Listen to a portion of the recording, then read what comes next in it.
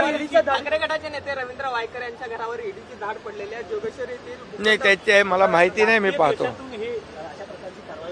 ही राजकीय आमच्या ईडी आमचा महाराष्ट्र सरकारच्या हातात आहे का? आणि ईडी जे आहे, आणि जर समजा ज्यांच्याकडे काही चूक नसेल, कर नाही, त्याला डर कशाला असली पाहिजे? त्यामुळे कुठल्याही प्रकारची सूड भावनेने राजकीय आकस ठेवून कुठलंही काम आमचं सरकार करणार नाही.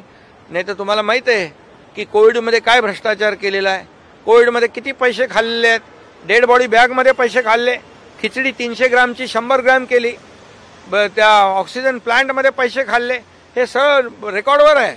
मग आम्ही त्यांना काय म्हणायचं? कपन चोर म्हणायचं का खिचडी चोर म्हणायचं? मी अगोदर पण म्हटलेलं आहे. त्यामुळे आरोप करताना पहिले तर जे आहे त्या पुराव्याशिवाय कोणी आरोप करू नयेत, आणि कोणाला घाबरण्याची काय आवश्यकता आहे?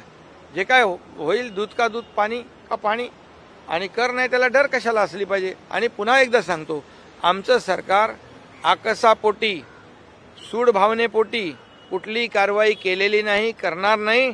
जे आम्ही लोकहिताचं काम करतोय, या राज्याला पुढे नेण्याचं काम करतोय, तुम्ही बंद पडलेले प्रकल्प आम्ही त्याला चालना देतोय.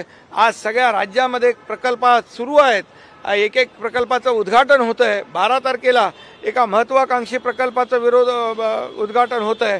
अशा प्रकल्पांना ज्या विरोधी पक्षाने विरोध केला त्याला आम्ही चालना देतोय. त्यामुळे त्यांना पोटदुखी सुटलेली आहे, त्याचमुळे पोटसूळ उठलेलं आहे, आणि त्याचमुळे त्यांच्या पायाखालची वाळू सरकलेली आहे. आणि म्हणून खोटे नाटे आरोप ते करतायत. आम्ही आरोपाला कामाने उत्तर देतोय.